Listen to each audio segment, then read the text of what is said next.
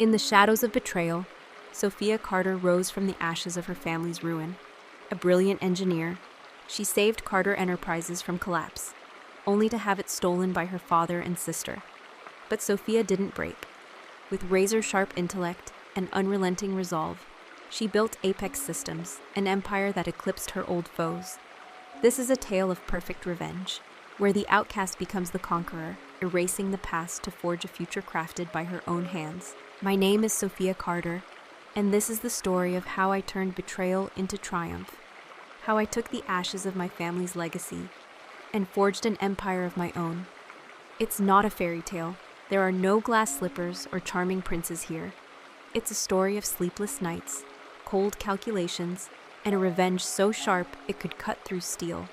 I was 7 when it all began, a software engineer with a mind that never stopped spinning and a heart that trusted too much.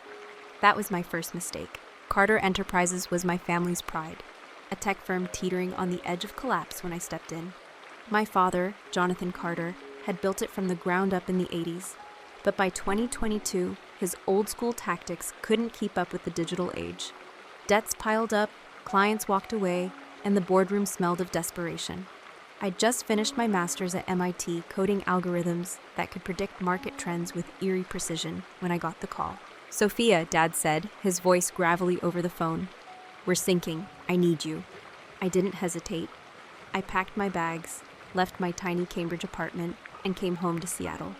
For months, I lived on coffee and adrenaline, my laptop glowing in the dark as I worked through the night.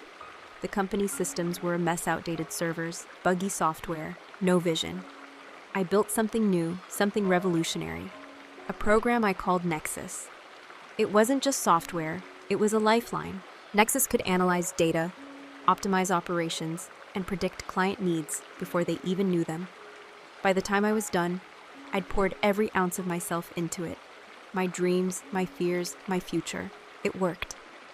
Within a year, Carter Enterprises went from bleeding cash to raking in millions. Clients came flooding back, contracts multiplied, and the financial papers called it a miracle turnaround. By early 2024, we were valued at $300 million. I'd done it. I'd saved us. I remember walking into the boardroom that spring, exhausted but proud, expecting God. I was so naive, some kind of recognition. A thank you, maybe. A stake in the company I'd resurrected. Instead, I got a crumpled $50 bill. Dad called me into his office one rainy afternoon. He sat behind his mahogany desk, his gray hair slicked back, looking every bit the king he thought he was. Victoria, my older sister, stood by the window, arms crossed, her designer heels clicking against the hardwood as she turned to face me. She'd spent the past year flitting between spa retreats and shopping trips, not once stepping foot in the office while I bled for the company. "Sophia," Dad started, his tone clipped. "You've done good work, real good, but this company needs a leader, not just a coder. Victoria's taking over as CEO." The words hit me like a punch to the gut. I stared at him, waiting for the punchline, but he just slid that crumpled bill across the desk. "For your troubles," he said, like I was some errand girl he'd tipped out of pity. Victoria smirked, her red lipstick stark against her pale skin. "Don't take it personally, Soph," she said. "You're just not cut out for the big chair." I couldn't speak. My chest burned, my hands shook, but I didn't cry. Not then. I took the $50, smoothed it out on the edge of his desk, and walked out. The sound of the door clicking shut behind me was the last thing I gave them.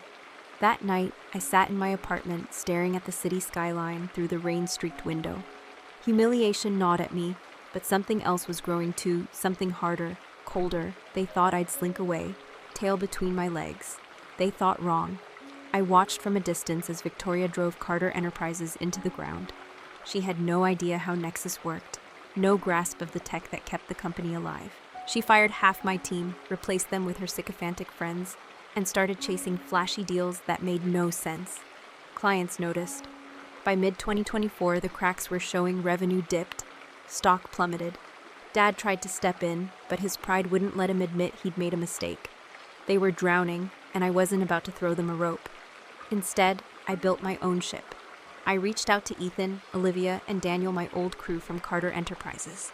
Ethan was a hardware genius, Olivia a marketing savant, and Daniel a financial wizard. They'd seen the writing on the wall too, and they were just as pissed as I was. Over beers in a dive bar downtown, I laid out my plan.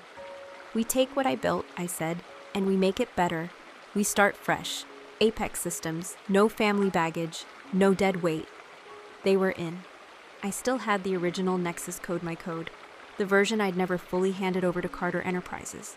I'd kept it locked away, a failsafe I hadn't even realized I'd need. For months we worked in secret, renting a cramped office with flickering lights and a leaky roof. I upgraded Nexus into something unstoppable. Apex Core. It was faster, smarter, more intuitive. By late 2024, we launched. The tech world took notice. Clients who'd abandoned Carter Enterprises came running to us. Apex Systems wasn't just a company, it was a revolution. By March 2025, yes, right now, as I'm telling you this, we're valued at 10 million Carter Enterprises, a ghost. Victoria's bad calls and Dad's stubbornness bled them dry. Last week, their stock hit rock bottom, and I made my move. I bought them out. Not to save them, to bury them. The paperwork's still warm on my desk as I write this. Carter Enterprises is mine now, but I'm not keeping the name. I'm dismantling it piece by piece, until nothing's left. Yesterday, Dad and Victoria showed up at my office, unannounced, desperate. Dad's tie was crooked, his face gaunt. Victoria's mascara streaked down her cheeks as she begged. "Sophia, we're family," she said. "Help us." I leaned back in my chair, the city sprawling behind me through the floor-to-ceiling windows of Apex's headquarters. "Family?" I echoed, letting the word hang there. Then I smiled, a small, sharp thing. "No." They left in silence, just like I had a year ago. But this time, I wasn't the one walking away defeated. I closed the door on them, on Carter Enterprises, on the past. Ahead of me is Apex, my empire, built on my terms. No approval needed, no betrayal left unanswered. This is my story, and it's only the beginning. The rain hadn't stopped pounding Seattle's streets since I told Dad and Victoria, no. Then it was March 14th, 2025. And as I stood in my office at Apex Systems, watching the city lights blur through the wet glass, I felt something I hadn't in years. Control. Not the shaky kind you cling to when you're scared, but the real thing, solid, unyielding, mine. I'd spent too long letting other people write my story. Now I held the pen, and I was about to finish the chapter they'd forced me to start. Building Apex wasn't easy. People think success comes in a straight line, work hard, win big. It's not like that. It's messy, brutal, and full of nights where you wonder if you're crazy. After I walked away from Carter Enterprises, I had nothing but my code, my rage, and a team crazy enough to bet on me. Ethan, Olivia, and Daniel weren't just colleagues. They were my lifeline. We started in that shitty little office with the leaky roof, pooling our savings to buy secondhand servers and enough ramen to last a month. I coded until my eyes burned, rewriting Nexus into Apex Core, while Ethan tinkered with hardware. Olivia pitched to anyone who'd listen, and Daniel crunched numbers to keep us afloat. The first breakthrough came in October 2024. Olivia landed us a meeting with Horizon Tech, a mid-sized firm that had ditched Carter Enterprises after Victoria botched their contract. I'll never forget walking into their sleek boardroom, my laptop under my arm, Apex Core ready to demo. My hands were steady, but my heart hammered. This was it, our shot.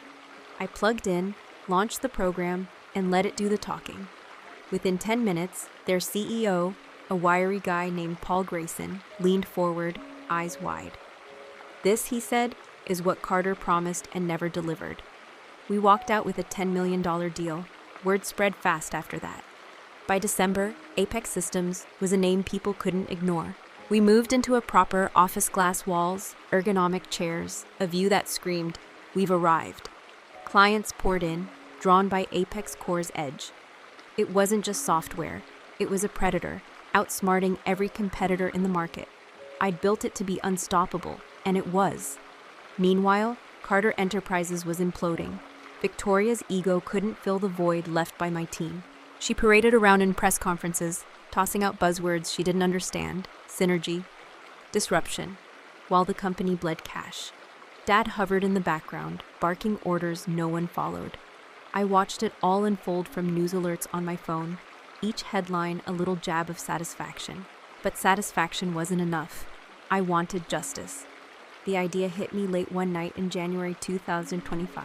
I was alone in the office, the hum of servers, my only company, when I realized I didn't just want Carter Enterprises to fail. I wanted to own its failure. I wanted to take it from them, not to rebuild it, but to erase it. The next morning, I called Daniel into my office. "What would it take to buy them out?" I asked, tapping a pen against my desk. He raised an eyebrow, then grinned. "They're desperate, stock's tanking. We could do it cheap, $50 million, maybe less." I laughed, a dry, bitter sound. "Perfect. Let's make it happen." We moved fast. Daniel worked the financials, Olivia spun a PR narrative to keep our clients calm, and Ethan prepped our systems for the inevitable data transfer. I didn't tell anyone outside our circle, not yet. The deal had to stay quiet until the last second.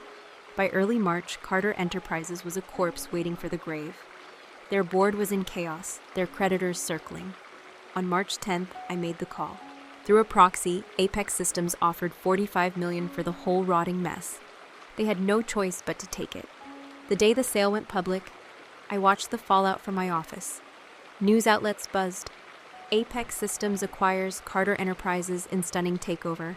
Victoria's face was everywhere, pale and furious, dodging reporters outside their old headquarters. Dad didn't show up, probably holed up in his study with a bottle of scotch. I didn't celebrate, not yet. There was one more move to make. On March 13th, I walked into what used to be Carter Enterprises' main office. The place was a shell empty desks, flickering lights, the stale smell of defeat. I'd brought Ethan, Olivia, and Daniel with me, not for nostalgia, but to witness the end. We stood in the boardroom where Dad had handed Victoria the keys, where he'd tossed me that crumpled $50 bill. I pulled it out of my pocket. I'd kept it all this time and set it on the table. "This is where it started," I said, "and this is where it ends." Then I signed the order to dissolve Carter Enterprises. No restructuring, no revival, just a signature, and the name was gone. That night, they came to me, Dad and Victoria, showing up at Apex like ghosts from a life I'd outgrown. The receptionist buzzed me, her voice hesitant. "Ms. Carter, your family's here." I told her to send them up. When they walked in, I barely recognized them. Dad's suit hung loose, his eyes bloodshot. Victoria's hair was a mess, her confidence replaced by something brittle. They stood there, awkward, like strangers who'd wandered into the wrong room. "Sophia," Dad started, his voice hoarse, "we need to talk." I didn't stand, didn't offer them a seat. "Go ahead," I said. Victoria jumped in, words tumbling out.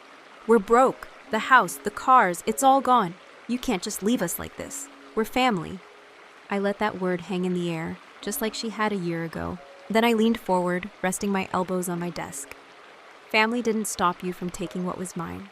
Family didn't stop you from throwing me away." I paused, letting it sink in. "You made your choices. Now live with them." Dad's face crumpled. "I was wrong, Soph. I see that now. Please." "No," I cut him off. The word was calm, final. I stood then, walking to the window, my back to them. "You don't get to rewrite the story because you don't like the ending." They didn't argue. They just left, their footsteps echoing down the hall. I didn't watch them go. Instead, I looked out at the city, the lights sharp against the dark. Apex Systems was mine $500 million and climbing, built on my code, my sweat, my vision. Carter Enterprises was a memory, a name I'd wiped from existence. And me, I was free. But freedom's a funny thing. It doesn't erase the scars, it just gives you room to decide what comes next. And I knew, standing there, that this wasn't the end. It was a beginning one I'd write on my own terms. The silence after Dad and Victoria left was deafening. Not the kind that soothes you, but the kind that presses down, heavy with everything you've done to get here. I stood by the window in my office at Apex Systems, the city sprawling below me like a map I'd redrawn. It was March 14th, 2025, and I'd just erased Carter Enterprises from existence. The name that once defined me, my father's legacy, my sister's prize was gone, dissolved into nothing with the stroke of my pen. I'd won. So why didn't it feel like victory? I turned from the window and sat at my desk, the $50 bill still lying there, creased and worn. It wasn't just money, it was a symbol of what they'd thought I was worth. I picked it up, ran my thumb over the edges, and then slid it into a drawer.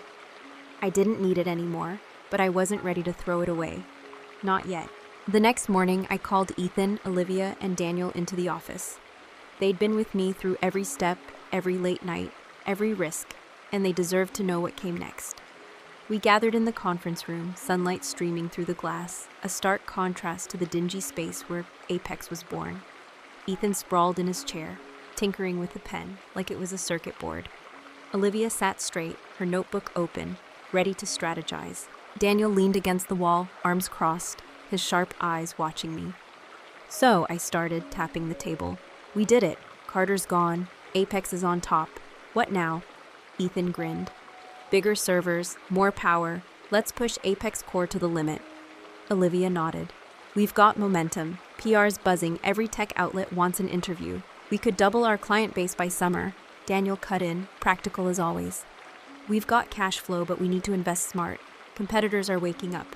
They'll come for us. They were right, all of them. Apex Systems wasn't just a company anymore. It was a force. At 500 million and climbing, we'd outpaced every rival in the industry. But success doesn't sit still. It's a hungry thing, always demanding more. I leaned back, letting their ideas settle. We keep moving, I said finally. Bigger, smarter, faster, but we do it our way. No shortcuts, no compromises. That became our mantra. Over the next few weeks, we dove in. I spent days locked in my office, coding upgrades for Apex Core, pushing it beyond what even I thought it could do. Ethan's team built hardware that could handle the load-sleek, powerful machines that hummed like they were alive. Olivia launched a campaign that painted Apex as the future of tech. Not just a player, but the player. And Daniel? He turned our profits into a war chest, buying up patents and talent to keep us untouchable. But the industry wasn't sleeping. By April, whispers started circling. Rival firms, big names like Nexus Dynamics and Omnitech, were sniffing around, trying to reverse engineer Apex Core. I caught wind of it when a headhunter approached one of our junior devs, offering double his salary to jump ship. He didn't take it, he came to me instead. Loyalty like that can't be bought, but it can be earned. And I'd earned it the hard way. I decided to send a message.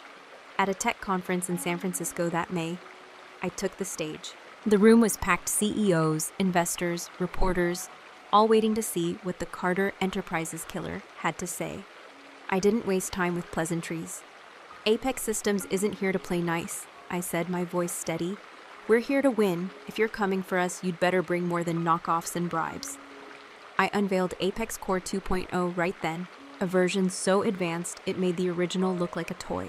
The crowd erupted. Our stock jumped 20% overnight. Back in Seattle, though, the high didn't last. Late one night, alone in my office, I found myself scrolling through old messages from Dad, from before everything fell apart. Proud of you, Soph, one read, sent the day I'd finished Nexus. I stared at it until the screen blurred. Revenge had felt good, sharp, and clean. But it left something behind, a hollow spot I couldn't code away. I'd buried Carter Enterprises, but I couldn't bury the girl who'd once wanted her father's approval more than anything. I didn't sleep that night. Instead, I walked the empty halls of Apex, the hum of servers, my only company. This place was mine, every line of code, every bolt in the walls, but it wasn't home. Home had been a family, flawed and fractured, but real. I'd traded it for power, and I didn't regret it, not exactly. But the cost was there, etched into every quiet moment. The next day, I got a call I hadn't expected. It was Paul Grayson from Horizon Tech, our first big client. Sophia, he said, I've got an offer. We're expanding global scale. We want Apex as a partner, not just a vendor. 50-50 split. It was huge billions in potential revenue, a chance to take Apex worldwide. I told him I'd think about it, but I already knew my answer.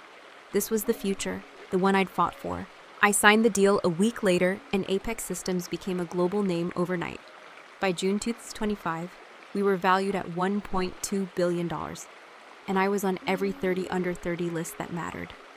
The headlines called me a visionary, a disruptor, a queen. I let them. But when I stood on the balcony of our new headquarters, looking out at a world I'd conquered, I didn't feel like royalty. I felt like me, Sophia Carter, the girl who'd turned betrayal into a weapon and built something no one could take away. Dad and Victoria faded into rumors. I heard Dad sold the house, moved somewhere quiet. Victoria bounced between odd jobs, her shine long gone. I didn't check on them, didn't need to. They were the past, and I was done looking back. Now, as I write this, the rain stopped. The sky's clear, and Apex towers over Seattle like a promise kept. I don't know what's next, not exactly. But I know it's mine to decide. No approvals, no apologies, just me, my team, and a future we'll shape together. This isn't the end of my story. It's the start of something bigger, something no one can stop.